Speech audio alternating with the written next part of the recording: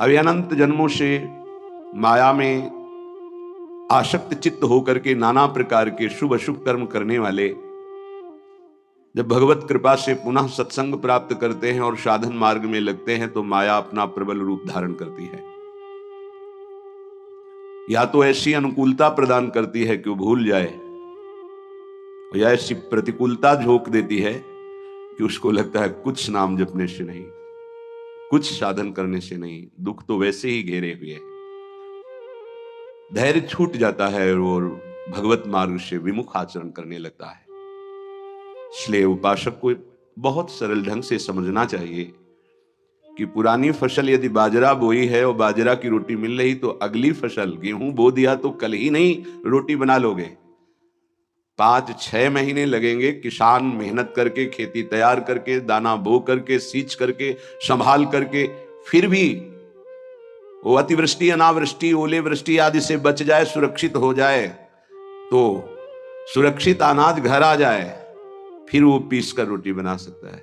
तुम अनंत जन्मों से मनमानी आचरण करते रहे, आज नाम शुरू किया है तो वो तूफान नहीं उठेगा, नष्ट करने के लिए वो अपना स्वरूप धारण करेगा। उसकी गुलामी सहते रहे, अभी काम क्रोध लोभ मोह मद मत्सर। अब तुमको धैर्य पूर्वक नाम को पकड़े रहना। जैसे आंधी चले तो हम पहाड़ का आश्रय ले लें, हटे ना इधर उधर, तो आंधी तूफान पहाड़ को नहीं उड़ा सकती। ऐसे ही श्री भगवान कह रहे मामेव ए प्रपद्यन्ते माया में ताम तरन्ति। माया का तूफान आएगा पर तुम मेरे चरणों को पकड़े रहना, छोड़ना नहीं। पर ये जिनका मलिन हृदय है ना, वो सोचते हैं 4 दिन नाम जप करेंगे सारे दुख मिट जाएंगे। हाँ, पक्का मिट जाएंगे, जड़ से मिट जाएंगे, पर धैर्य पूर्वक जीवन को आगे बढ़ाओ। भगवत विमुख होने से तुम्हारा मंगल ही अमंगल है, भगवत सन्मुख होने पर मंगल ही मंगल है। थोड़ा धैर्य धारण करो, तुम्हारी ये फसल तैयार हो जाए, फिर देखना आनंदित हो जाओगे। पर ये कुसंग मन का और तन का, ये दोनों परमार्थ में टिकने नहीं देते। जहां ऐसे मित्र जन मिले जो गलत आचरण करने वाले होते हैं, वो पूछते हैं तुमने शराब छोड़ दिया, मांस छोड़ दिया, तुम नाम जप करने लगे, कुछ लाभ हुआ? अरे कुछ नहीं होने वाला, तुम देख लो करके। उसके दिमाग में माया तो आक्रमण किए ही है, तत्काल नकारात्मक भाव आ जाता है कि नहीं नहीं, भगवत मार्ग में कुछ नहीं मिला, ठीक कह रहे हो, तो आओ हमारे संग फिर हो जाओ। फिर वो माया के मलिन आचरणों में उतर जाता है। वो संत द्रोह, भगवत द्रोह उसके हृदय में अपना स्थान बना लेता है। फिर जन्म जन्मांतर, युग युगांतर कब अवसर आएगा भगवत मार्ग में चलने का। इसलिए जिनको सत्संग मिला है, जिनको नाम जपने का सौभाग्य मिला है, उनको बहुत धैर्यवान होना पड़ेगा। इसको ऐसे पकड़ना होगा कि जैसे हम बहुत बीमार हैं और इस औषधि के सिवा हमारा कोई रास्ता नहीं बचने का, अब हमको ये औषधि खानी ही है।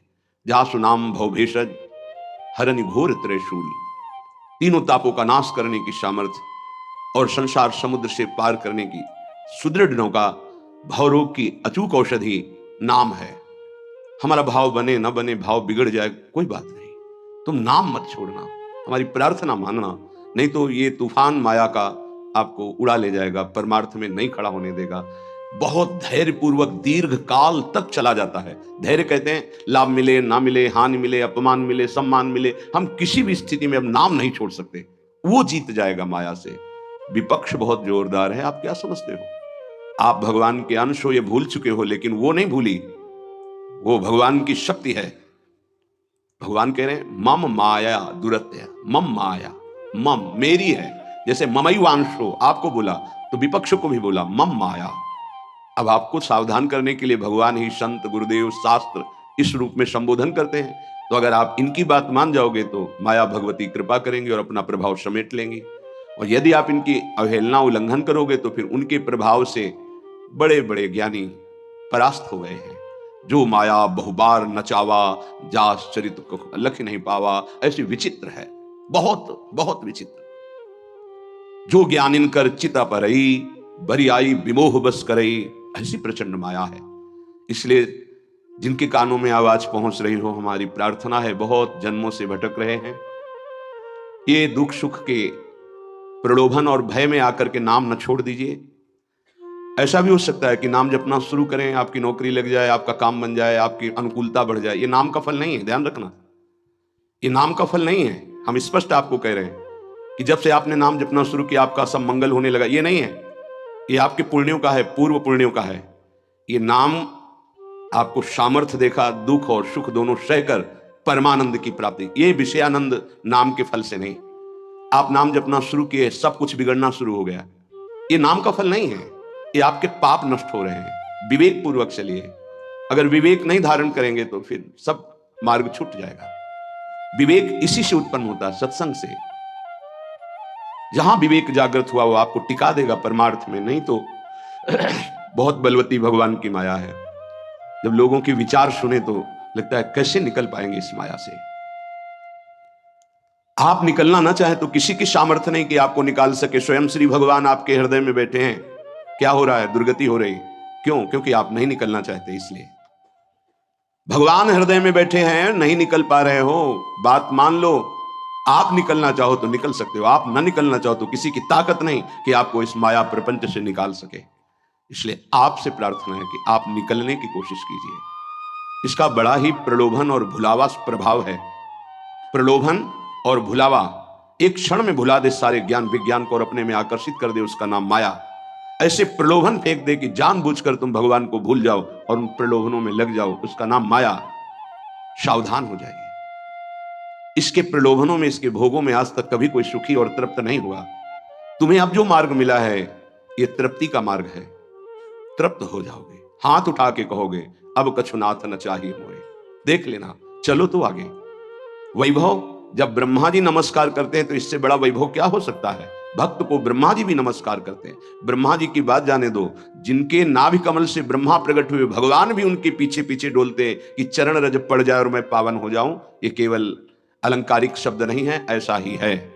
पग चापू और सेज बिछाऊं, नौकर बनूं हजाम, हाकू बैल बनो गडवारो, बिना तनख्वाह रथवान, यही तो मेरे मन में ठनी, भगत मेरे मुकुटमणि। मैं भक्तन को दास, भगत मेरे मुकुटमणि। ये मार्ग आप चयन किए हैं भगवत कृपा से, तो इसमें आपको टिकना होगा, इसमें आपको परीक्षा देनी होगी। जितना पढ़ाया जाता है उतनी ही परीक्षा होती है, उसके आगे नहीं होती, ध्यान रखना। अध्यापक जितना आपको पढ़ाता है उसी पे प्रश्न करता है। तो जितना आपको सत्संग सुनाया गया, जितने में आपकी भूमिका भक्ति की है जैसी भी, उतना ही प्रश्न होगा, उसके आगे प्रश्न नहीं होगा। उतने पे तो आपको सफल होना पड़ेगा। नहीं सफल होगे तो फिर पढ़ाई कीजिए, फिर प्रश्न आएगा। जब आपको परमार्थ पद में, परम पद में आरूढ़ होना है तो आपको ये निर्णय करना ही पड़ेगा। एक तरफ माया है, एक तरफ भगवान है। माया को साधन बनाकर भगवान की प्राप्ति की जाती है, भगवान को साधन बनाकर माया की प्राप्ति नहीं की जाती। प्रायः लोग इसी भुलावे में हैं कि भगवान को साधन बना लेते हैं और माया साध्य बन जाती है। मुझे ये चाहिए, नहीं मिला तो तुम भगवान नहीं। ये परमार्थ ऐसे नहीं चला जाता, धैर्य पूर्वक चला जाता है। अगर धैर्य का अवलंबन नहीं लेंगे, विवेक का प्रयोग नहीं करेंगे, विवेक है आपके पास, ऐसा नहीं कि आपके पास विवेक नहीं है, पर आपका विवेक ढका हुआ है। ये सत्संग उसी विवेक को जागृत करता है। आप सत्संगी हो, आप भुलावे में मत आइए। ये माया अपने पार्षदों के द्वारा आपको ठगना चाहेगी। आपने प्रभु को छोड़ दिया, प्रभु की क्या हानि होगी? आप अपनी दशा पर विचार कीजिए, डूब जाओगे। ये माया डुबो देगी। अनंत जन्म भटकते भटकते आज अवसर मिला है भगवत प्राप्ति का, ये आप जान नहीं पा रहे हैं। ये अवसर चला गया तो फिर आप पछताएंगे। कोई अवसर हाथ नहीं मिलेगा। पशु पक्षी बनने के बाद विवेक एकदम ढका रहता है, केवल उतना ही काम करता है, आहार विहार मैथुन निद्रा, बस। वो भगवत प्राप्ति करनी है, मेरा नया जन्म होगा, कुछ विवेक नहीं रहता। आप में ये विवेक जागृत है। आप विवेक पूर्वक परमार्थ को पकड़िए, इस माया की चालों को मत देखिए, सह जाइए, दुख सुख को सह जाइए। श्रीपाद प्रबोधानंद जी महाराज कहते हैं, रहस्यानामे तत्परम सुरहस्यम हरिरसोत्, सर्वानामाश्चर्योन्मदरस विलासोत्सवमिदं, स्वरोचि नित्यानामति परम नित्योज्ज्वलमिदं, यदेतत् श्री वृंदावनमिहि दृशो नंदयति नः। रहस्यों का परम रहस्य वृंदावन का प्रेम रहस्य है। कल किसी ने प्रश्न किया कि जब श्री जी मिल जाती है तो कैसा आनंद होता है? कैसे कोई बता सकता है? जब लौकिक वस्तु के आनंद के वर्णन की सामर्थ्य जिह्वा में नहीं है तो अलौकिक चिदानंद प्रेम रस का वर्णन कैसे कर सकती है? आपको कोई भी मृदु पदार्थ पवाया गया, कैसा है? बोले मीठा। कितना मीठा है? बहुत मीठा है। नहीं, बहुत मीठा कितना? खत्म। बोलो आगे इसके शब्द क्या है आपके पास उसका स्वाद बखानने का? उत्तर हो सकता है कि आप पाकर देख लीजिए, अन्यथा नहीं। जब प्राकृतिक मायाकृत वस्तु के आनंद का आप वर्णन करने में असमर्थ हैं, तो चिदानंद को कैसे वर्णन कर सकते हैं जहां वाणी का ही प्रवेश नहीं है? रहस्यानामेतत्, जितने आनंद के रहस्य हैं, बहुत सी साधनाओं में आनंद है। परम सुरहस्यम हरिरसोत, ये परम रहस्यमय वृंदावन का प्रेम रस है। देख देख फूल भई। आह, जब अत्यंत आसक्ति ममता प्रिया प्रीतम से हो जाती है, उनका नाम जप करते हुए, लीला गायन करते हुए, रसिकों की कृपा प्रसाद से जब ऐसी ममता हो जाती, मेरी श्यामा जो, मेरे लाल जो, तब जाकर के हृदय में ये फूल भई। वो मुस्कुरा रहे, वन विहार कर रहे हैं, वो झूल रहे, नौका विहार कर रहे, खेल रहे, उपासक का हृदय परमानंद की बाढ़ में आ रहा है। बड़ा ये रहस्यमय आनंद है। देखो, अपने बच्चे को जब खेलते हुए मां देखती है, तो उसके हृदय में जो होता है वो कोई दूसरी माता अनुमान भी नहीं लगा सकती है। नवीन बधू और उसका बेटा दोनों एक कांत कमरे में बैठे हास प्रयास कर रहे हैं, और वो कहीं से देख पाई मां, तो उसके हृदय में क्या होगा? एक अद्भुत आनंद, और वो मनाएगी, हे विधाता, आपने मेरी मनोकामना पूर्ण कर दी। मेरे बेटा बहू जैसे हंस रहे, खेल रहे, सदैव ऐसे आनंदित रहे। ऐसे बेटे को खेलते देखकर उसको आनंद हो रहा है। छोटी सी मायाकृत ममता में उसका हृदय आशीष देता है, आशीर्वाद देता है। और महाचिदानंद भाव को प्राप्त रसिक जन जब आनंद समुद्र प्रभु और आनंद समुद्र का सार सांद्रानंद घन प्रेम मूर्ति किशोरी, जब इनको देखते, जो भगवान शंकर के ध्यान में आ जाए तो उन्माद अवस्था को प्राप्त हो जाते हैं। वो प्रभु और वो प्रिया जो सामने खेल रहे हैं, उस उपासक के आनंद का कैसे कोई वर्णन करे? उसके हृदय में असीम रहस्यमय प्रेम प्रकाशित होता है। रहस्यानामेतत्, जितने रहस्यमय आनंद है, उन सब आनंदों का परम सुरहस्यम, परम रहस्यमय जो प्रेमानंद है, वो वृंदावन प्रदान करता है। हरि रसोत, अभी किसी संग के प्रभाव से थोड़ा आनंद स्फुरित होता है। जैसे सत्संग सुन रहे, कोई भावात्मक बात आई, आपको आनंद, ये स्रोत नहीं है, ये संग का प्रभाव है कुछ क्षण के लिए। जैसे कोई कहते हैं, जब मैं वृंदावन आता हूं तो हमारा मन भक्ति में रम जाता है, पर जब यहां से जाता हूं तो कुछ ही समय बाद वो बात नहीं रहती है। क्यों? क्योंकि यहां का प्रभाव है, यहां भक्ति नृत्य कर रही है, और यहां साधु मंडली में आप बैठ करके भगवत चर्चा सुनते हैं, आपके तत्काल पाप नष्ट हो रहे हैं। दरस परस अघनाश, आप दर्शन कर रहे हैं, आप सामूहिक रूप से बैठे हैं। इस सभा में आप ही नहीं बैठे हैं, इस सभा में प्रभु भी बैठे हैं। मद्भक्ता यत्र गायन्ति तत्र तिष्ठामि नारदा, जहां मेरे भक्त मेरा गायन, यहां अखंड भगवान नाम कीर्तन वाणी का गायन, भगवत चर्चा होती है, तो आपके हृदय में भक्ति का रंग तो बढ़ेगा ही, पर स्थायी तभी हो सकता है जब आप उस रंग को सुरक्षित रखें, माया के रंग का प्रवेश ना पड़ पावे, तब। इसीलिए कहा जाता है, आप निरंतर नाम जप करें तो नाम पाहरू दिवस निशि, रात दिन नाम का पहरा लग जाएगा तो माया प्रवेश ही नहीं करेगी। बात यह है, आपके अंदर जो धरोहर जागृत हुई, आपके अंदर थी, उसे जागृत की गई है सत्संग के द्वारा। अब आप मलिन ना होने पावे, पर्दा ना पड़ने पावे उस पर, उसके लिए पहरेदार रखना होगा कि अंदर माया प्रवेश ना करे। वो पहरेदार है नाम। नाम पाहरू दिवस निशि, रात दिन पहरा नाम का है। और ध्यान तुम्हार कपाट, प्रभु का ध्यान कर रहे हैं, मानो दरवाजा बंद है, माया प्रवेश नहीं कर सकती। राधा वल्लभ लाल को हृदय ध्यान मुख नाम, तो माया प्रवेश ही नहीं कर सकती। अब आप चिंतन के लिए दरवाजा खुला रखे हैं, इंद्रियों के द्वार, खूब माया का चिंतन स्वतंत्र रूप से कर रहे हैं, नाम को भूले हुए तो दुर्दशा तो हो ही जाएगी। परम आनंद की तरफ बढ़ने के लिए दरवाजा बंद करो इंद्रियों के, और नाम का पहरा बैठाल दो। देखते हैं माया कैसे प्रवेश करती है। जहां अनुरागात्मिका भक्ति जागृत हुई, प्रेम लक्षणा भक्ति, वहां प्रवेश नहीं किसी विकार का। ऐसे ही शास्त्र ज्ञान साधना तक हो सकता है काम का प्रभाव, लेकिन ब्रह्मबोध संपन्न महापुरुष के हृदय में नहीं नहीं नहीं। ऊसर बरसई तृण नहीं जामा, संत हृदय जिम उपज न कामा। भगवान कह रहे हैं, दुष्पूरेणा नलेन च, ये कभी पूर्णता नहीं होती काम में। अग्नि में घी की आहुति सुहाती सुहाती डाली जाए तो कभी वो बुझेगी नहीं, बढ़ती चली जाएगी। ऐसे ही कुछ लोग सिद्धांत कहते हैं भोग से योग। भाई शास्त्र तो आज्ञा नहीं करता ऐसा। न जातु कामः कामानाम उपभोगेन शाम्यति हविषा कृष्ण वर्तमेव भूय एवाभिवर्धते। कभी काम भोग से कामनाओं की शांति नहीं होती और बढ़ती है जैसे आग में घी डालने से। कलयुग है, बड़े सिद्धांत चलेंगे। कलयुग में शास्त्र विरुद्ध आचरणों की बाढ़ आ जाएगी। शास्त्र सम्मत चलो, परिपक्व अवस्था आएगी तो सिद्ध हो जाओगे।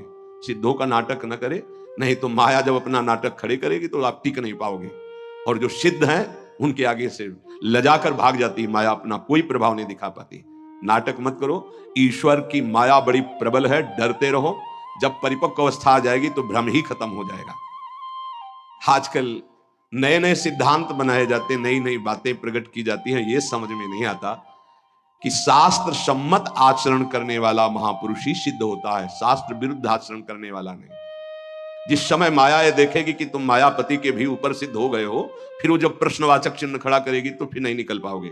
यहां बड़े बड़े झुक के निकले हैं, कोई भी हो। इसलिए हर उपासक से प्रार्थना है कि दंभ नाटक पाखंड न किया जाए। धैर्य पूर्वक चलोगे तो सिद्ध हो जाओगे। तुम्हारा जन्म ही हुआ है सिद्ध होने के लिए। कभी भोगों से योग की प्राप्ति नहीं होती। जगत गुरु भगवान श्री कृष्ण से बढ़कर कोई ज्ञानी नहीं है। त्यागात शांतिरनंतरम भगवान के शब्द हैं, और ये भी भगवान के शब्द हैं। और लोगों का मन यही चाहता है कि कोई ऐसा मार्ग मिले जिससे मनमानी भोग भोगने को मिले और योग भी हो जाए। फिर क्या है, फिर तो भीड़ वही लगेगी जहां भोग से योग है। भोग त्याग से योग, उसमें तो कोई बिरला। कोई एक पाव भगत जी में मोरी।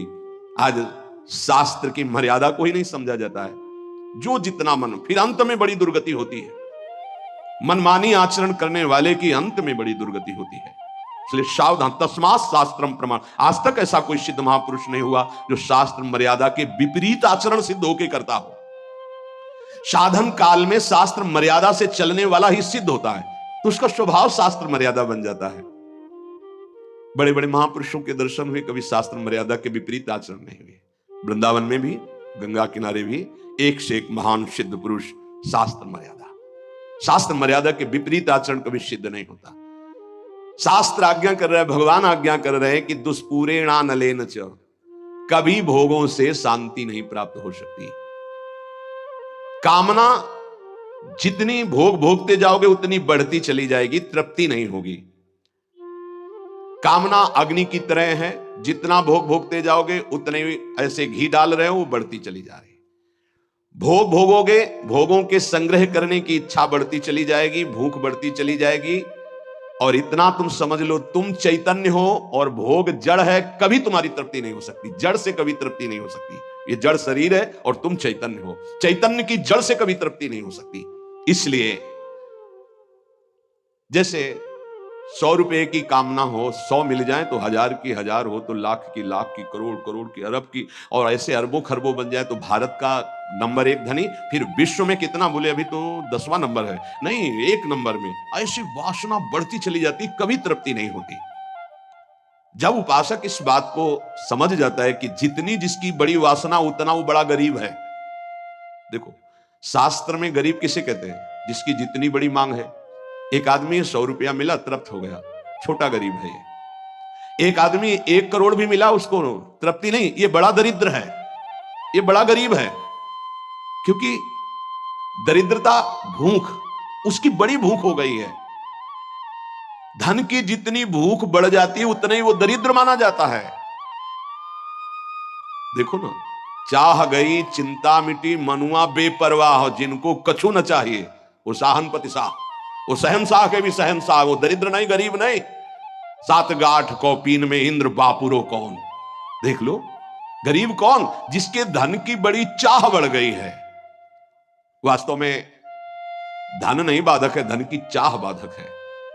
धन मिल जाए तो साधु सेवा, गौ सेवा, अस्पताल बनवा दे, गरीबों की औषधि के बहुत से बढ़िया मंगलमय कार्य।